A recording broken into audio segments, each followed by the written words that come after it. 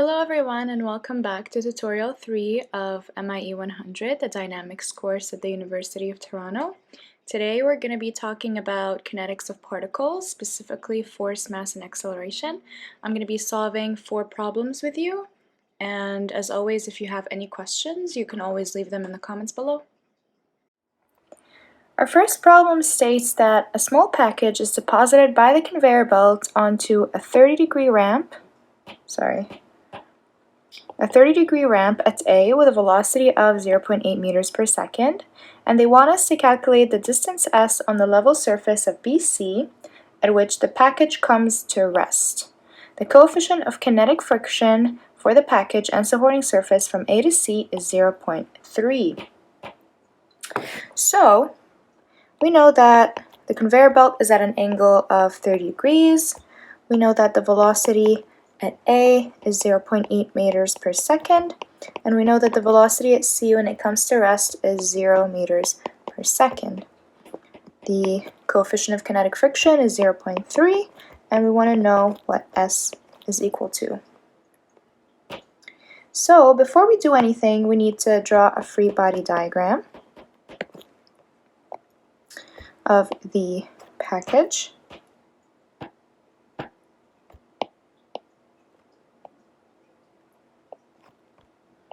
This is the normal force acting on the package, and this is gravity acting on the package.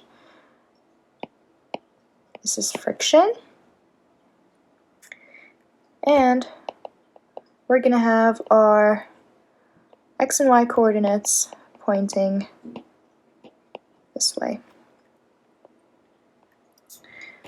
So to solve this problem, we're going to be using Newton's second law, and we're going to do the sum of forces in the y direction. And since this package is not going up or down, basically it's not flying off the conveyor belt, we know the sum of force is going to be equal to 0, because it's in equilibrium in the y direction.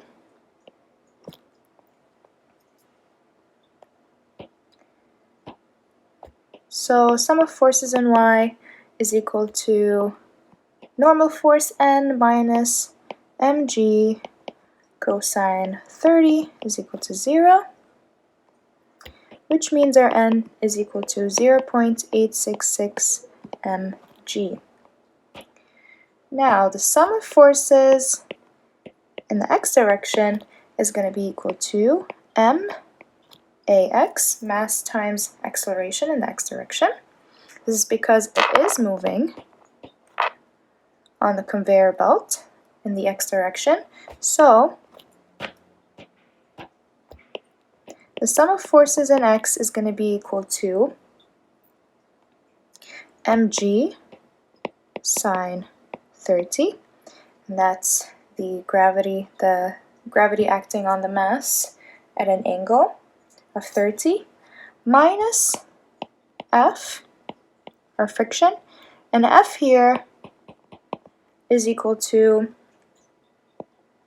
mu k, the coefficient of kinetic friction, multiplied by n,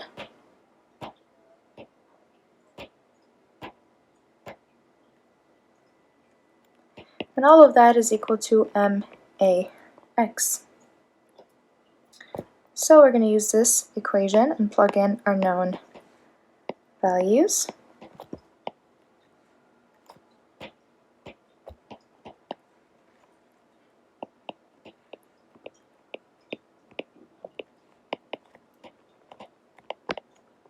We're going to cancel out our mass, and we're going to end up with an acceleration in the x direction of 2.36 meters per second squared. And now we're going to use our rectilinear equations. VB squared is equal to VA squared plus 2AX SAB. We're going to plug in our known values to find the velocity at B.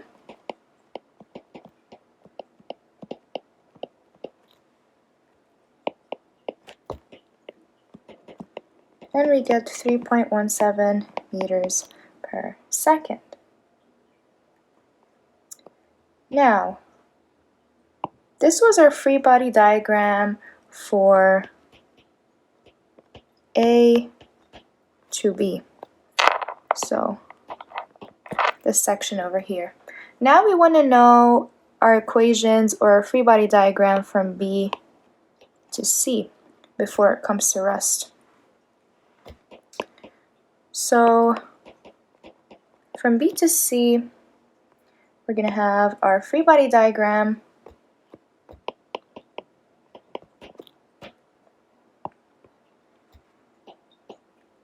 looking like this, with our normal force pointing upwards, our friction pointing this way, the opposite of the motion of movement, our gravity acting on the mass, and our new coordinate system is going to be pointing this way. So the sum of forces in y is going to be equal to 0, which is n minus 2 mg, which means that the normal force is equal to mg. Sum of forces, and then ux is going to be equal to max. The sum of forces is going to be equal to the friction, which is minus 0.3 n. This is mu k.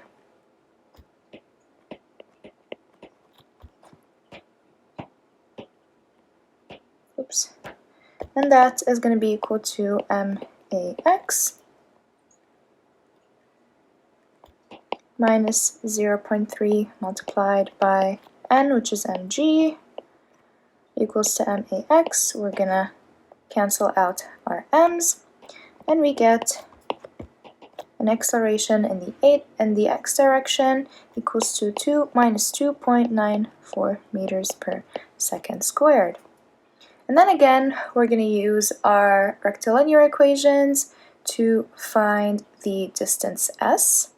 So we're going to use vc squared is equal to vb squared plus 2ax multiplied by sbc, which is what we need. We know that at c it reaches 0 meters per second because it goes to rest, and we know that VB is equal to 3.17 from our previous calculation over here, plus 2 minus 2.94 s, and we get a final value for s, which is 1.71 meters. And now for problem 2, we've got a system released from rest in the configuration shown at t is equal to 0, and they want us to determine the time t when the block of mass m1 contacts the lower stop of the body of mass m2, and they also want us to determine the corresponding distance s2 traveled by m2. And we've got our values, so we've got m1 is equal to 0.5 kilograms, we've got m2 is equal to 2 kilograms, kinetic coefficient of static friction is equal to 0.1, coefficient of kinetic friction is equal to 0.08, these are all for mass 1, coefficient of static friction 2 is equal to 0.25, and the one for kinetic friction is equal to 0.2, and those are for M2. This is for M2 and surface, basically, and this is for M1 and M2. So this is not actually smooth.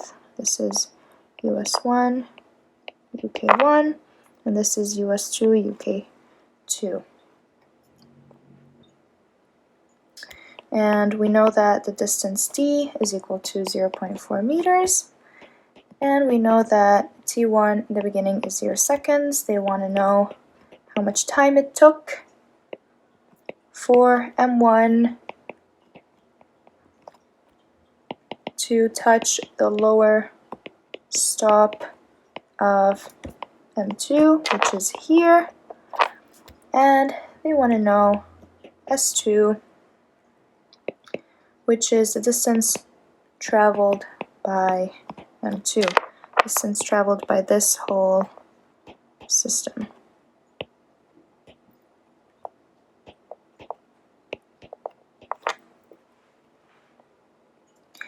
Alright, so as usual, we're going to start with our free body diagram, and we're going to split it into two. So we've got our M2 over here,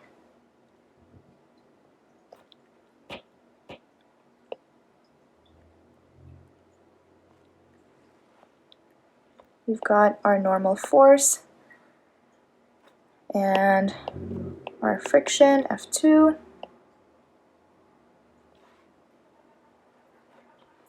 We've got our mass acting downwards, and we've got our M1 over here, normal force pointing upwards, friction force pointing that way, and gravity pointing downwards. And this is our coordinate system. So bear in mind here that M1 is actually sitting on top of M2 over here. So that means we've got a friction force pointing in the opposite direction of this. So this becomes F1 because it has to be opposite and equal to each other since it's basically the same surface. And we also have the normal force pointing upwards on M1, which means there's the mass of M1 acting on our M2, which is M1g cosine theta. Again, they're opposite and equal to each other. And this is again our x and y coordinates.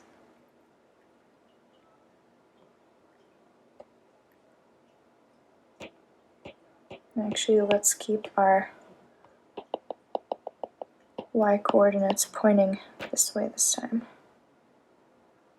to make it easier for ourselves.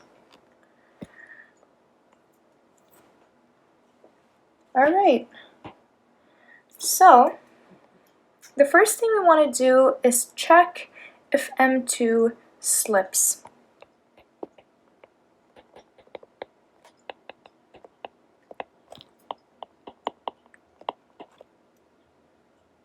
And we're going to use Newton's second law and the coefficients of friction to analyze that. And we're going to analyze the free body diagram of M2. So for M2, we know that the sum of forces in the y direction is equal to 0. Sum of forces in the y direction is going to be equal to M1 plus M2 g cosine theta. This is from the mass of M1 and also the mass of itself, M2, minus the normal force, N2, acting on the surface, equals to 0, which means N2 is going to be equal to 0.5 plus 2 multiplied by 9.81 cosine 20, giving us a value of 23.5 newtons. We're also going to find the sum of forces in x when it's equal to 0. And this is because we want to find the friction needed for it to remain still.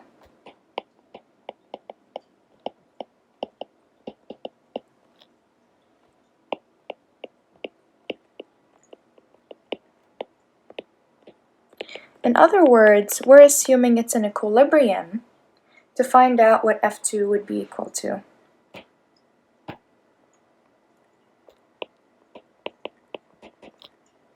So in this case, we've got our M1 and M2 G sine theta minus F2 equals to 0. And we're going to plug in our known values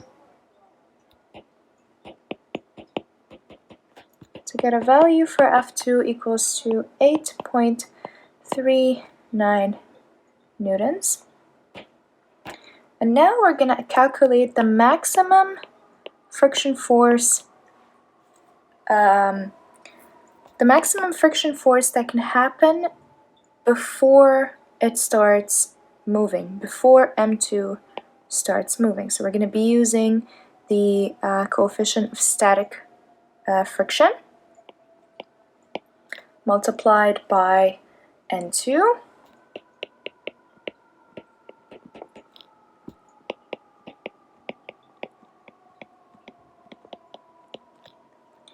which gives us 5.76 newtons.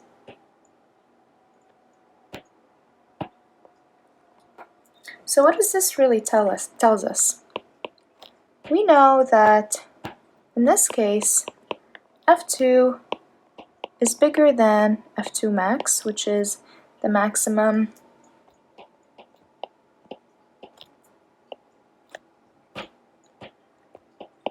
F2 before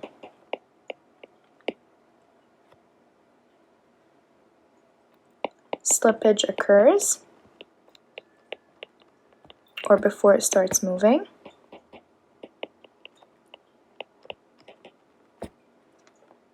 So this means that relative slippage does occur.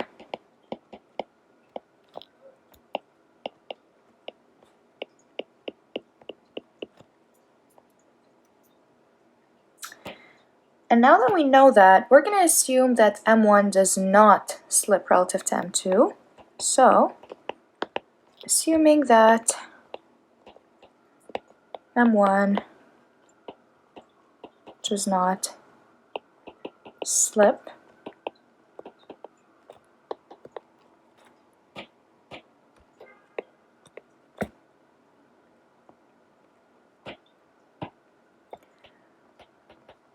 and we're going to do that by finding the sum of forces in X equal to MAX,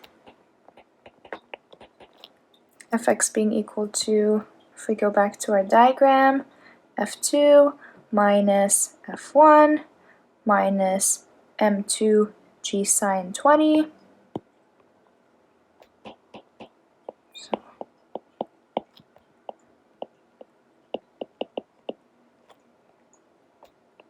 And this time we're going to use the coefficient of kinetic friction.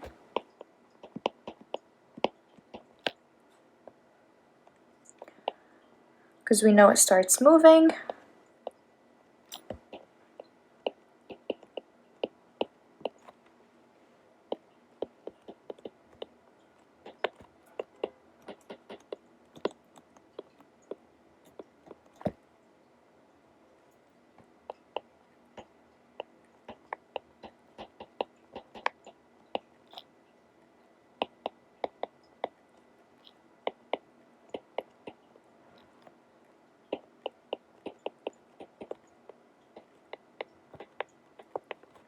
We're plugging in our known values.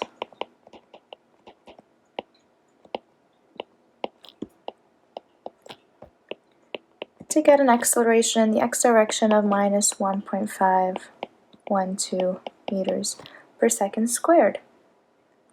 And now we want to calculate the maximum F1 to find out if M1 slips or starts moving. So again, we're going to be using the coefficient of static friction. and plug in our known values.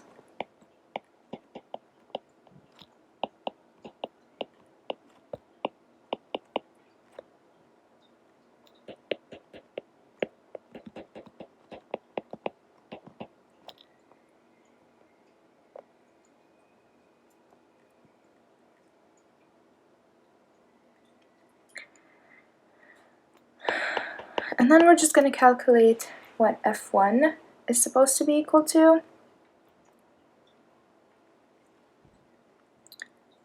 F1 is supposed to be equal to 0.5 multiplied by 9.81 sine 20.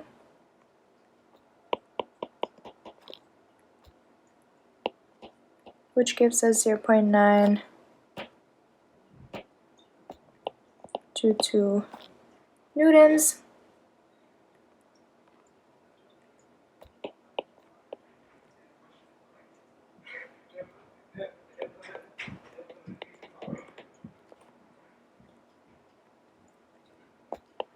And here we realize that F1 is also bigger than F1 max, which means that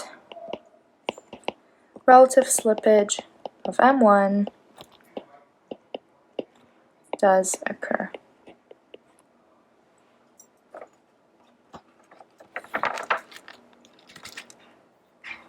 Now that we know this information, we're going to start analyzing the free body diagram of M1. We know that it moves or slips, so Fx, the sum of forces in the x direction, is going to be equal to max.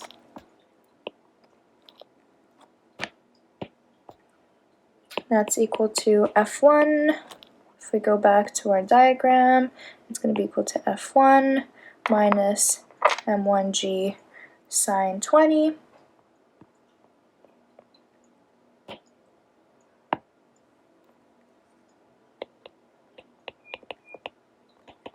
equal to m1a1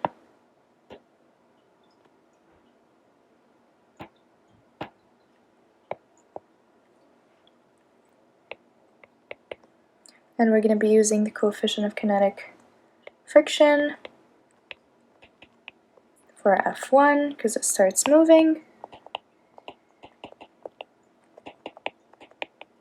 and plug in our known values.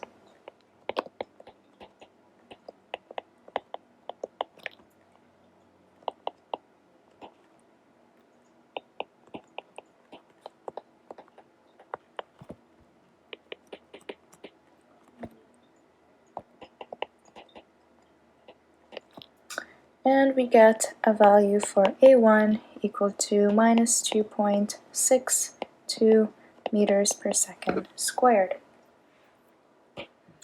And finally, we're going to analyze our M2 after finding out that it does slip.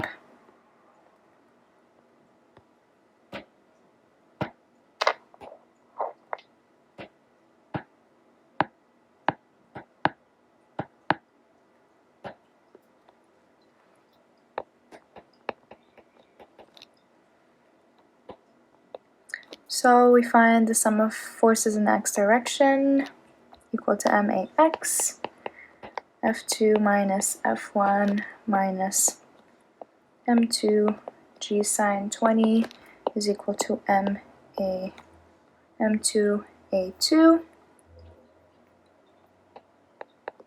We're going to be using the kinetic friction multiplied by M1 plus M2 g cosine 20 minus the kinetic friction of 1 multiplied by M1 g cosine 20 minus M2 g sine 20, all of that equal to M2A2.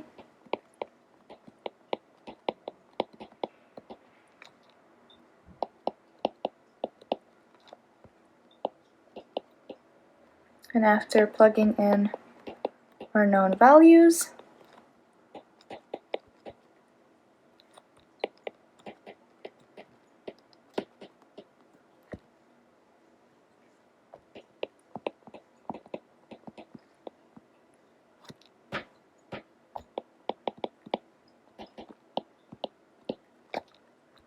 we get A2 is equal to minus 1.235 meters per second squared. Now we're going to do something called relative motion.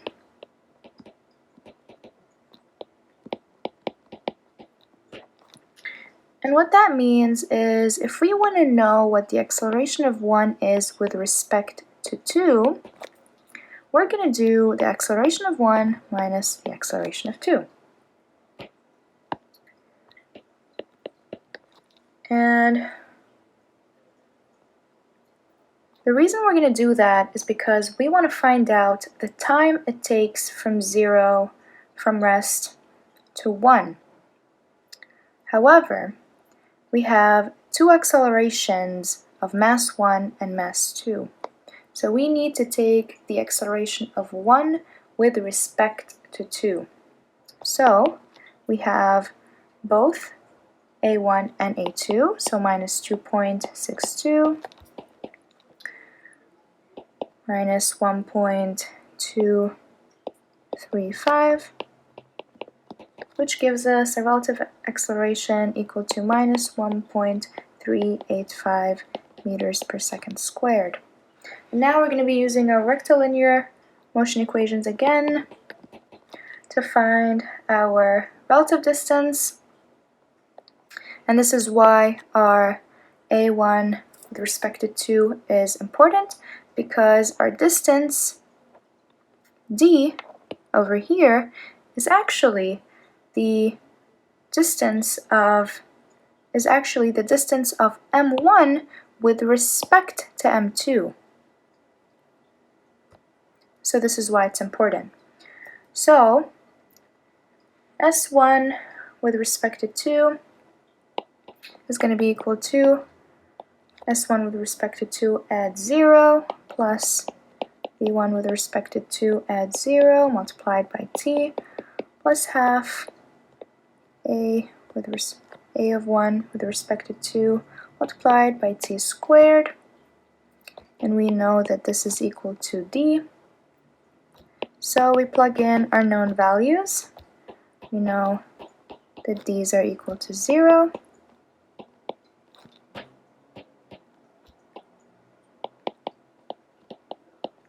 And here we remove the negative sign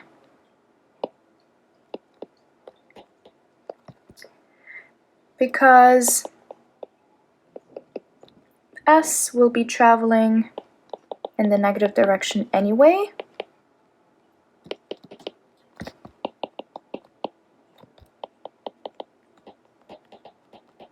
So we don't need to worry about that.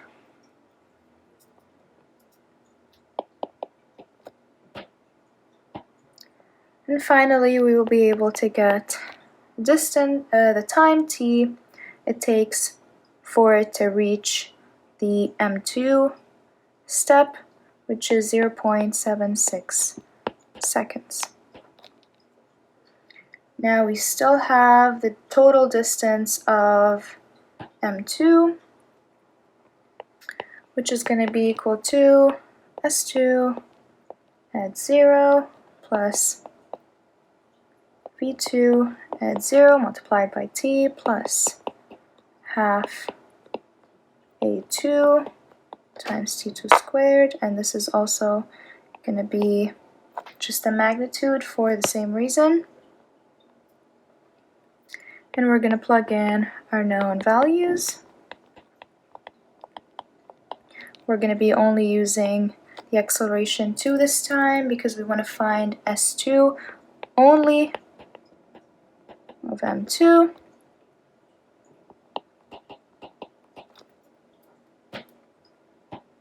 And that gives us a distance of 0.357 meters.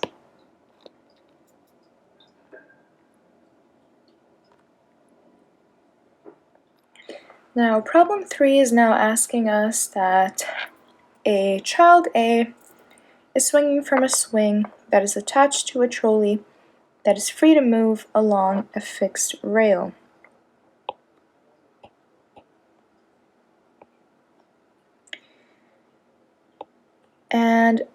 L is equal to 2.5 meters if at a given instant AB, the acceleration, is equal to 3.7 meters per second squared, theta is 23 degrees, and theta dot is 0.45 radians per second. Theta double dot is minus 0.2 radians per second squared. Determine the magnitude of the acceleration of the child relative to the rail at that instant. To clarify, we have our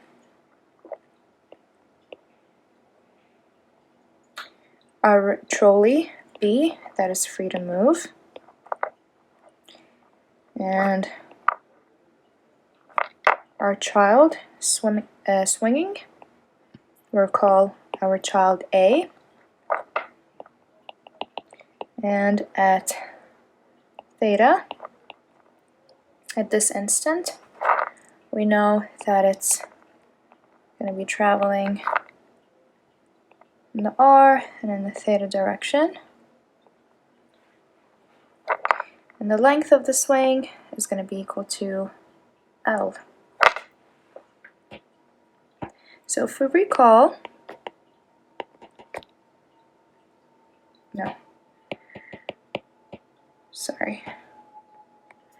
So our L is going to be equal to 2.5 meters. Our acceleration at B is going to be equal to 3.7 meters per second squared, because B can move freely. Our theta is going to be equal to 23 degrees. Theta dot, the velocity, is going to be equal to 0.5 radians per second, and the acceleration is going to be equal to minus 0.2 radians per second squared. And we want to know the magnitude of acceleration of the child. And to be able to solve this question, we're going to be using our polar coordinates. And for polar coordinates, the sum of forces in the r direction is equal to MAR. The sum of forces in the theta direction is going to be equal to MA theta.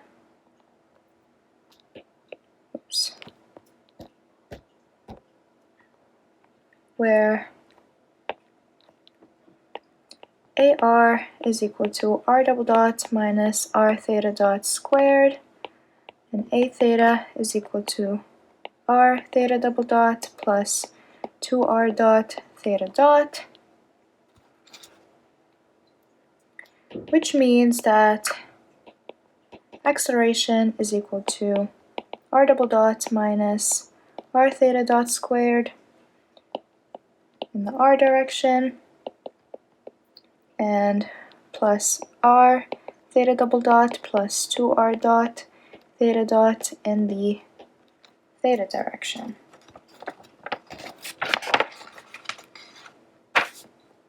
And we know that R is going to be equal to L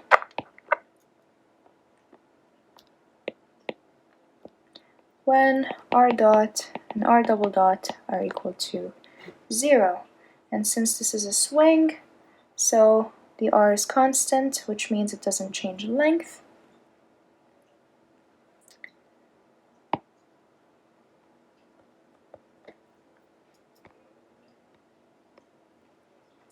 And we're going to start by using the acceleration of A with respect to B,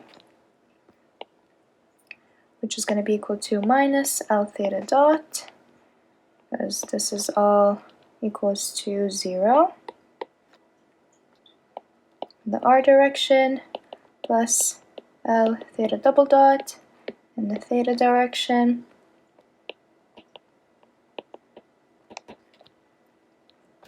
And we're going to plug in our known values.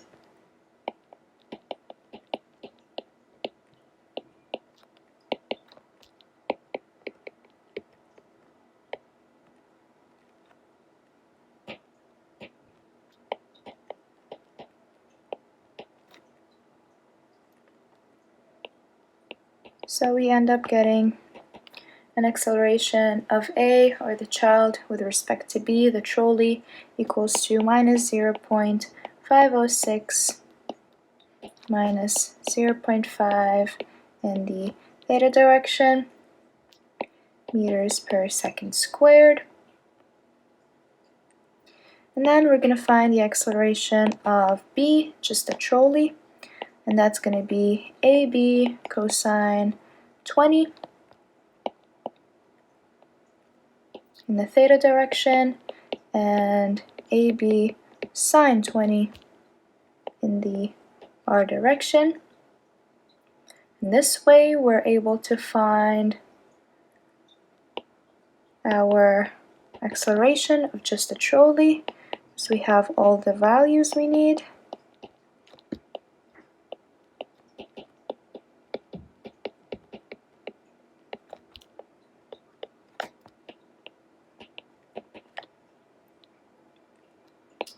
We end up with 3.41 in the theta direction and 1.45 in the r direction, meters per second squared. Now we're going to be using our relative motion equations again to be able to find the acceleration of A, the child. So as we know, the acceleration of A with respect to B is going to be equal to the acceleration of A minus the acceleration of B. And since we have both of those, we can easily find the acceleration of A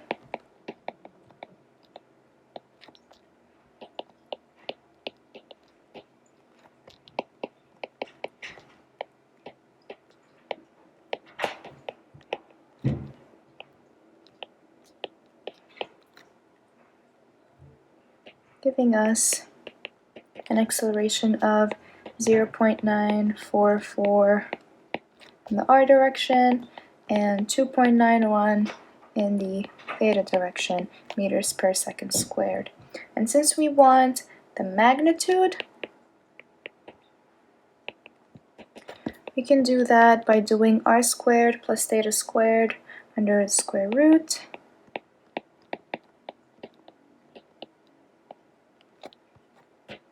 To be able to get a final answer of 3.06 meters per second squared. And for our last problem, we've got a 5 kilogram mass placed on a rough inclined surface where theta is 15 degrees to slide, subjected to a non-constant force P phi is equal to 5 Ti newtons, where T is measured in seconds. How much time will it take for the mass to reach a speed of 10 meters per second? So we know that our mass is 5 kilograms. We know that our angle is 15 degrees. The coefficient of static friction is equal to 0.45. Our coefficient of kinetic friction is 0.4. Our force is equal to Fti, so it's not a constant force. And we want to find the time it takes for the velocity to reach 10 meters per second.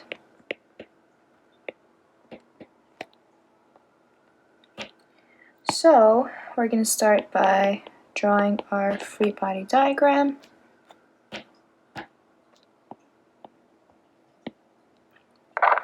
We've got our normal force, our P force, and gravity acting on the mass, and friction force.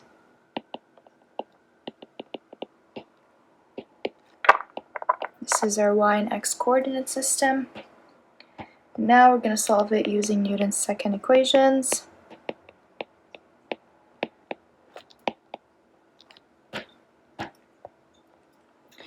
We know that the sum of forces in y is equal to 0, and that's going to be equal to minus mg plus n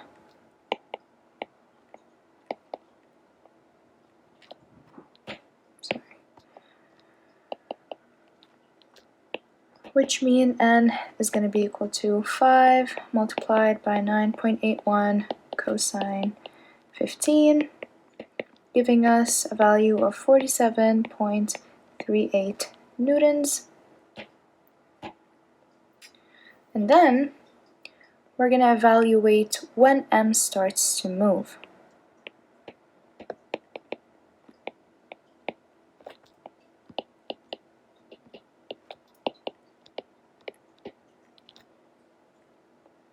And we're going to do that by evaluating the maximum friction when t is equal to 0, so before the force P. Maximum friction is going to be equal to μs multiplied by n, and that's going to be equal to 0.45 multiplied by 47.38, and that's going to be equal to 21.32 newtons. Then we're going to do the sum of forces in the x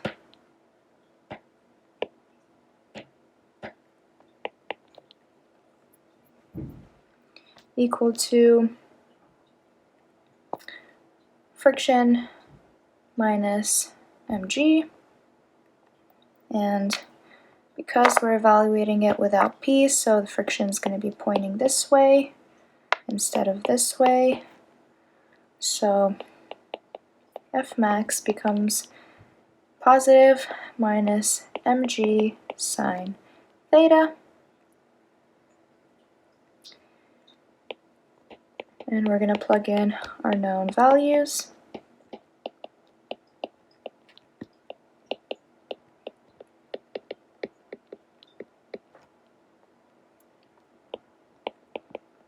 To get a sum of forces equal to 8.625, which is positive, which means it does not start moving at rest.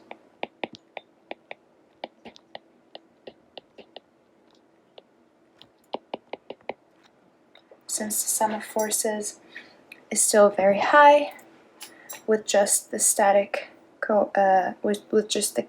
friction, which means it stays still. It has to overcome the static friction for it to be able to move.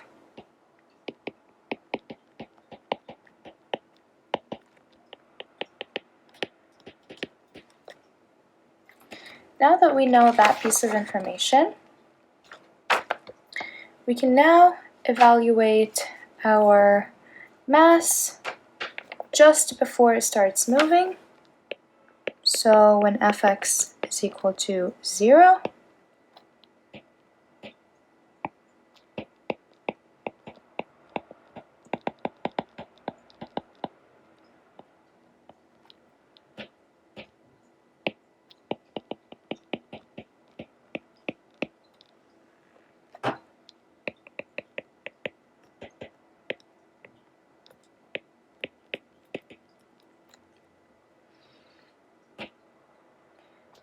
and that will give us the sum of forces of x is going to be equal to 5t1, our p force, minus mg sine theta, minus the coefficient static friction multiplied by n is equal to 0. It still hasn't started moving, that's why we're using μs. And we're going to be plugging in our known values.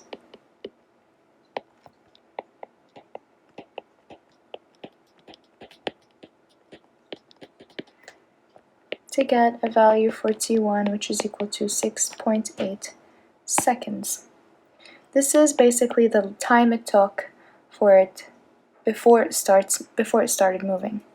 So how long it takes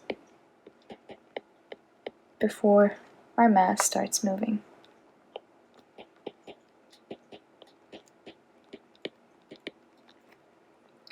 And now that we know that, we can now evaluate our mass after it starts moving. So after T1, and we're going to do that by doing the sum of forces equal to MAX because it starts moving.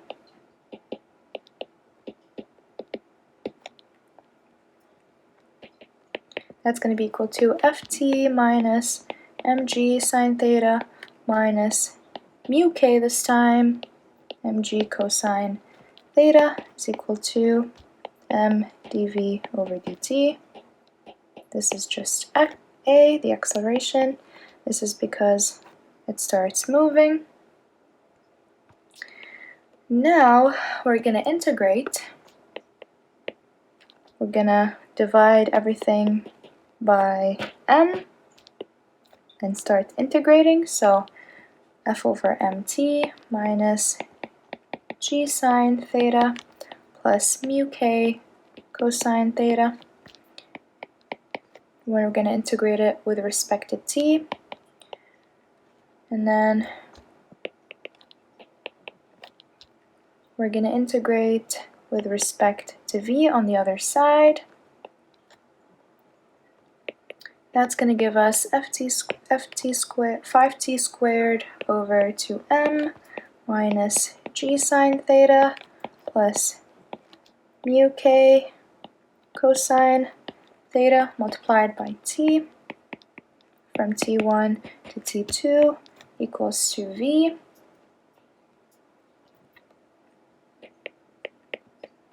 And that's going to give us ft2 squared over 2m minus g2 t2 sine theta plus mu k cosine theta minus 5t1 over 2m plus gt1 sine theta plus mu k cosine theta minus v2 equals to 0. And then we're going to plug in our known values.